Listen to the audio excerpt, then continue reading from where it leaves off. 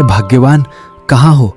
जरा एक गिलास पानी ले आओ, प्यास से हलक सूखा जा रहा है। इस गर्मी ने तो परेशान कर रखा है, ना कोई काम है और ना ही जेब में 1 रुपए। अब करूं तो करूं क्या, कुछ समझ नहीं आ रहा। बुधन की पत्नी बुधन के लिए पानी लाती है और पानी बुधन को दे देती है। जब बुधन पानी पी लेता है तो सुनीता देखती है कि बुधन कुछ परेशान है, इसीलिए वह बुधन से पूछती है, क्या बात है जी, आज आप इतने परेशान क्यों लग रहे हैं? कोई बात हुई है क्या? और आप आज राशन भी नहीं लाए, मैं कब से आपका ही इंतजार कर रही थी। सुनीता, आज कहीं भी मजदूरी करने को नहीं मिली। एक बनिए की दुकान पर काम मिला भी था, लेकिन वहां बहुत मेहनत का काम था। 4 मंजिल पर अनाज के बोरे चढ़ाने थे, वो भी 200 रुपए में। मेरी हिम्मत नहीं हुई, इसलिए मैंने मना कर दिया। अब शरीर में पहले जैसी ताकत भी तो नहीं रही है, और लोग 200 रुपए में इतना काम करवाते हैं जिससे इंसान की इस गर्मी में जान ही निकल जाए। अब तो कहीं मन भी नहीं लगता, हर वक्त दिल घबराता रहता है। बस यही सोचकर परेशान हूं कि अगर ऐसा ही चलता रहा तो घर कैसे चलेगा। कोई बात नहीं जी, ईश्वर ने चाहा तो सब सही हो जाएगा। लेकिन मुझे सोनू की फिक्र है, वो तो अभी बच्चा है, उसे क्या पता ये सब। आज गांव में एक खिलौने वाला खिलौने बेचने आया था। सारे बच्चे खिलौने खरीद रहे थे। सोनू भी मुझसे खिलौने लेने के लिए जिद करने लगा, लेकिन मेरे पास एक भी पैसा नहीं था। वो रोने लगा। मैंने बड़ी मुश्किल से उसे समझाया कि तेरे पिताजी इससे भी अच्छे खिलौने लेकर आएंगे। बहुत मुश्किल से वो मेरी बात पर राजी हुआ। अब वो सोकर उठेगा तो आपसे खिलौने जरूर मांगेगा, आप उसे कुछ बहला देना। अपनी पत्नी की बात सुनकर बुधन मायूस हो जाता है और फिर वो अपनी पत्नी से कहने लगता है, सुनीता, इस गरीबी ने तो जिंदगी खराब कर दी है। ये भी क्या जिंदगी है जिसमें इंसान अपने बच्चे की एक छोटी सी ख्वाहिश भी पूरी नहीं कर सकता। आप परेशान मत होइए जी, शांति दीदी ने कहा है उनके पास कुछ सिलाई का काम है। मैं कल से उनके साथ सिलाई शुरू कर दूंगी, थोड़े बहुत तो पैसे आएंगे ही। ये तो अच्छी बात है, शांति का घर पास में ही है। तुम सोनू का ख्याल भी रख पाओगी और काम भी कर लोगी। आप भी अब ये मजदूरी का काम छोड़ दो। कब तक ऐसे मजदूरी करते फिरोगे? मजदूरी कभी मिलती है, कभी नहीं। इससे अच्छा आप लकड़ियाँ काटकर बाजार में बेचा करो, इससे हमें अच्छी आमदनी हो जाया करेगी। तुम ठीक कहती हो सुनीता, अब मैं दूसरों की मजदूरी करते करते थक गया हूँ। लकड़ी का काम बहुत अच्छा रहेगा। मैं कल से ही लकड़ी काटकर बाजार में बेचना शुरू कर दूंगा। बुधन अगले दिन सुबह सुबह कुल्हाड़ी लेकर लकड़ी काटने निकल जाता है। बद्रू के जाने के बाद सुनीता अपने बेटे सोनू से कहती है, बेटा, मैं शांति दीदी के घर सिलाई का काम करने जा रही हूँ। तुम घर का ख्याल रखना और बाहर खेलने मत जाना, बहुत गर्मी पड़ रही है, तुम बीमार पड़ सकते हो।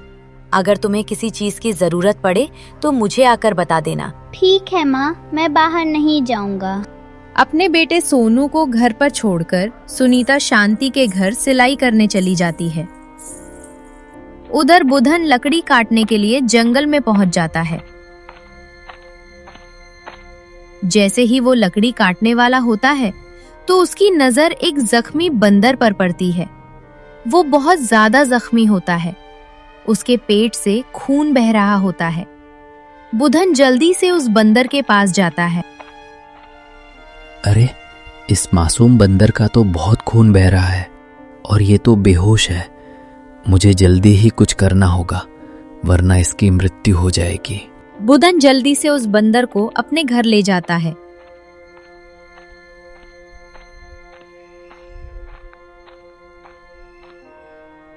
और एक हकीम से उसका इलाज करवाता है।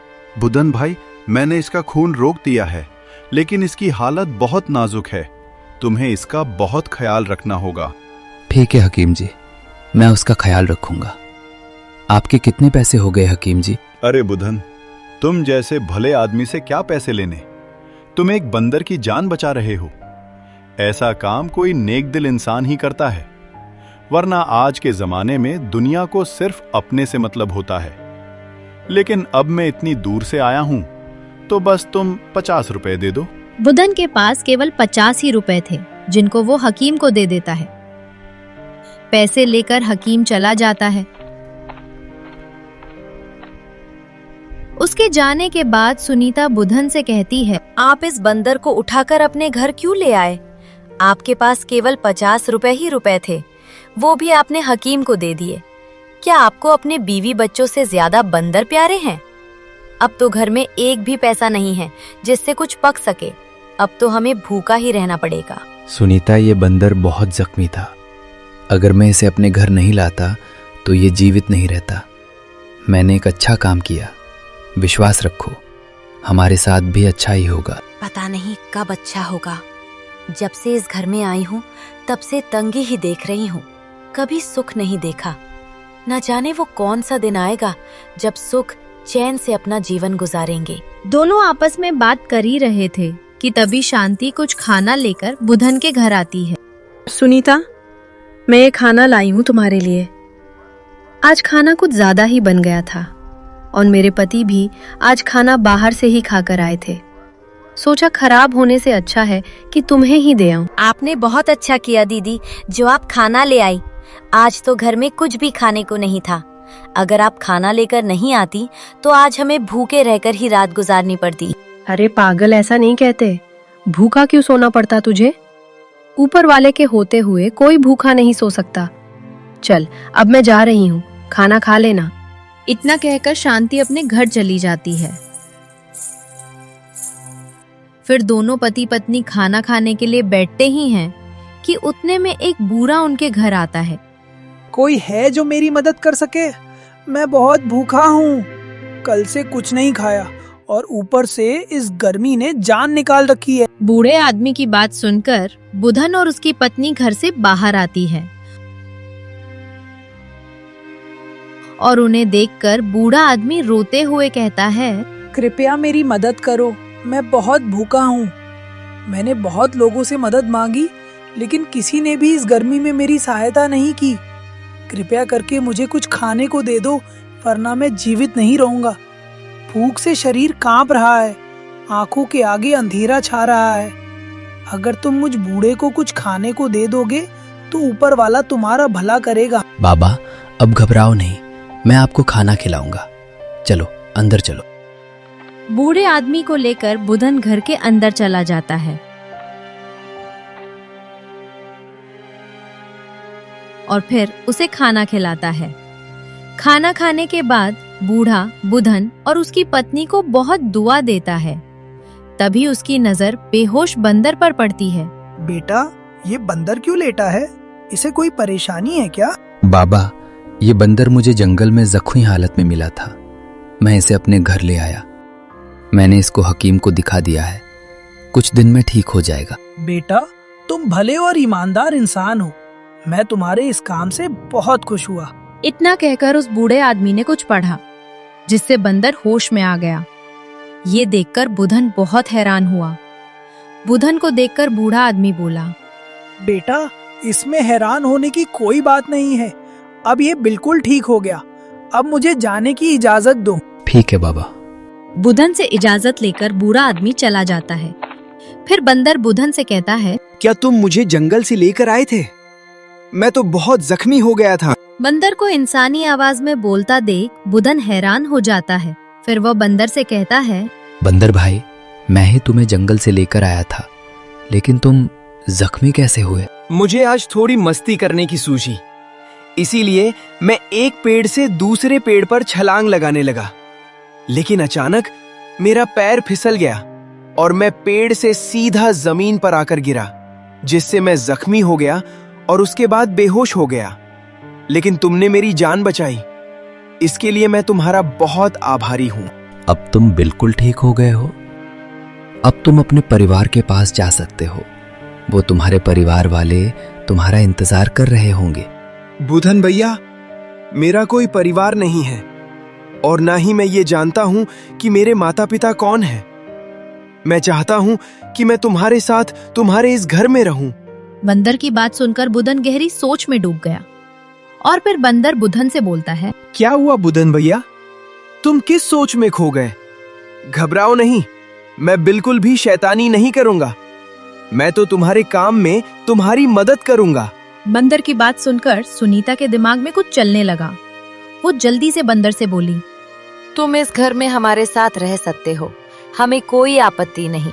इतना कहकर सुनीता बुधन को कमरे से बाहर ले गई और फिर बुधन से कहने लगी, ये बंदर कोई मामूली बंदर नहीं है, ये इंसानों की तरह बोलता है। इस बंदर के जरिए हम माला माल हो सकते हैं। तुम इस बंदर को गांव-गांव ले जाकर खेल दिखाया करना। जब लोग बोलने वाले बंदर को देखेंगे तो वो हैरान रह जाएंगे और तुम्हें खेल दिखाने के खूब पैसे देंगे। लेकिन सुनीता, क्या ये सही रहेगा? सही क्यों नहीं रहेगा? तुमने उस बंदर की जान बचाई है और अब उसका भी फर्ज बनता है कि वो तुम्हारी इस मुसीबत में तुम्हारा साथ दे। दोनों आपस में बात कर ही रहे थे कि बंदर उनकी बात सुन लेता है। फिर वो बंदर उनके पास आकर कहता है, अरे बुधन भैया, दीदी सही कह रही है, तुमने मेरी जिंदगी बचाई है। अब मेरा भी फर्ज बनता है कि मैं भी तुम्हारा साथ दूं। अब हम दोनों कल से खेल दिखाने चला करेंगे, इससे तुम्हारी गरीबी दूर हो जाएगी। तुम ठीक कहते हो बंदर भाई, अब हम गांव-गांव जाकर खेल दिखाया करेंगे। अगले दिन बुधन बंदर को लेकर खेल दिखाने निकल पड़ता है और वो एक गांव के चौपाल पर जाकर जोर जोर से कहने लगता है, अरे भाइयों, जल्दी आओ मेरे पास, जल्दी आओ। आज मैं तुम्हें एक ऐसी अद्भुत चीज दिखाऊंगा जो तुमने अपने जीवन में कभी नहीं देखी होगी। ये जो आप मेरे पास बंदर देख रहे हो, ये कोई मामूली बंदर नहीं है, बल्कि ये बहुत होशियार बंदर है। ये बंदर इंसानों की तरह बात करता है, इंसानों की भाषा जानता है। जल्दी मेरे पास आओ और बंदर से इंसानों की तरह बात करो। अरे भाई, क्या ये आदमी सही कह रहा है कि इसका बंदर इंसानों की तरह बात करता है? मैंने तो कभी बंदर इंसानों की तरह बोलते हुए नहीं देखा। चलो भाई, अब तो इस आदमी के पास ही जाकर पता चलेगा कि ये बंदर इंसानों की भाषा में बोलता है या नहीं।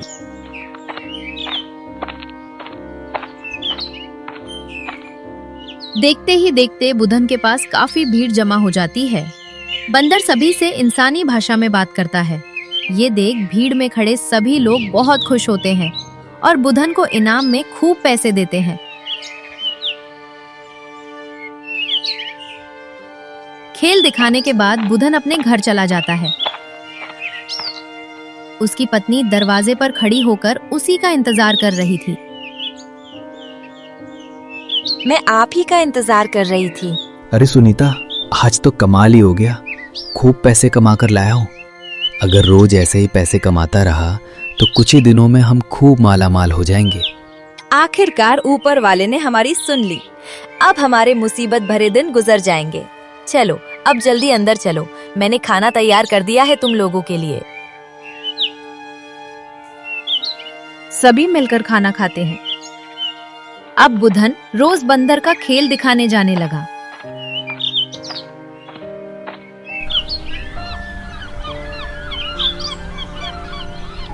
देखते ही देखते बुधन बहुत अमीर हो गया।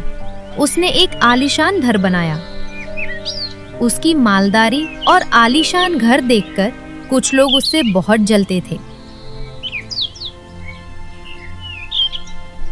अरे, इस बुधन को देखो कितना मालदार हो रहा है। कल तक तो इसे कोई काम पर भी रखने को तैयार नहीं था और आज देखो कितना आलीशान घर बनाया है। भाई, ये सब उस बंदर की मेहरबानी है जिस वजह से ये इतना मालदार हो रहा है। हमें बुधन के बंदर की शिकायत गांव के मुखिया से करनी चाहिए। तुम ठीक कहते हो भाई।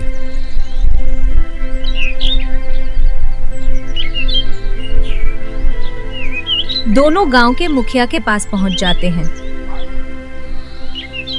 और मुखिया जी से कहने लगते हैं, मुखिया जी, आप जानते भी हो गांव में क्या हो रहा है। अरे भाई, ऐसी क्या आफत आ गई है गांव में जिसके बारे में हमें नहीं पता? मुखिया जी, बुधन को जानते हो, जो कभी आपके यहाँ भी काम किया करता था।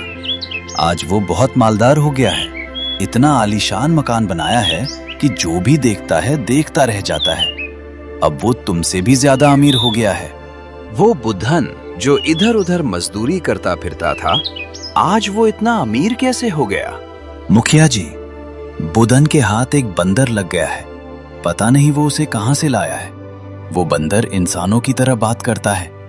उसी बंदर की वजह से आज बुधन इतना अमीर हुआ है। अच्छा तो ये बात है। अभी उस बुधन को मजा चखाता हूं।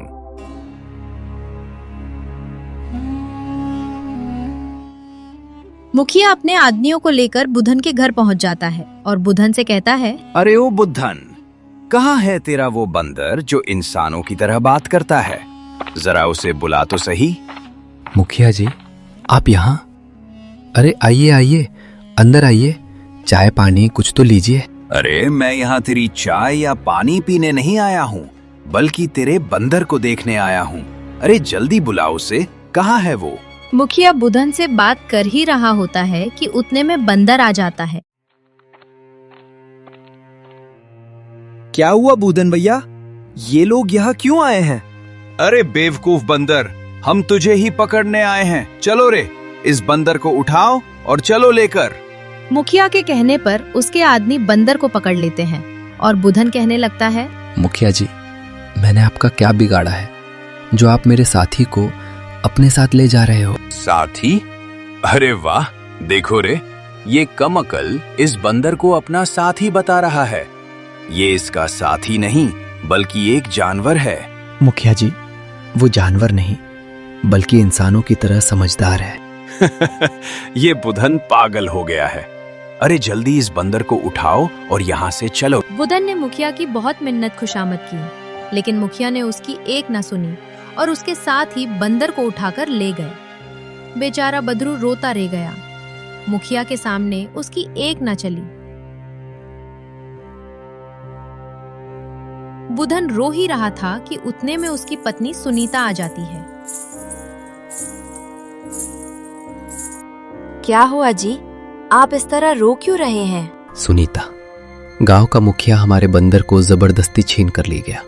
मैंने उसकी बहुत खुशामद की, लेकिन वो नहीं माना और मेरे साथी को अपने साथ ले गया। अब हम क्या करेंगे सुनीता? आखिर मुखिया हमसे चाहता क्या है? हमने उसका क्या बिगाड़ा है जो वो हमसे उस बंदर को छीन कर ले गया? जरूर उसके दिमाग में कुछ चल रहा है। आप एक काम करो, राजा के पास जाओ और उनसे मुखिया की शिकायत करो। तुम ठीक कहती हो सुनीता, अब महाराज ही कुछ कर सकते हैं। मैं अभी महाराज के पास जाऊंगा और उन्हें मुखिया की सारी करतूतों के बारे में बताऊंगा कि किस तरीके से उसने गांव के लोगों का जीना दुश्वार कर रखा है और वो मेरे साथी को भी छीन कर ले गया है।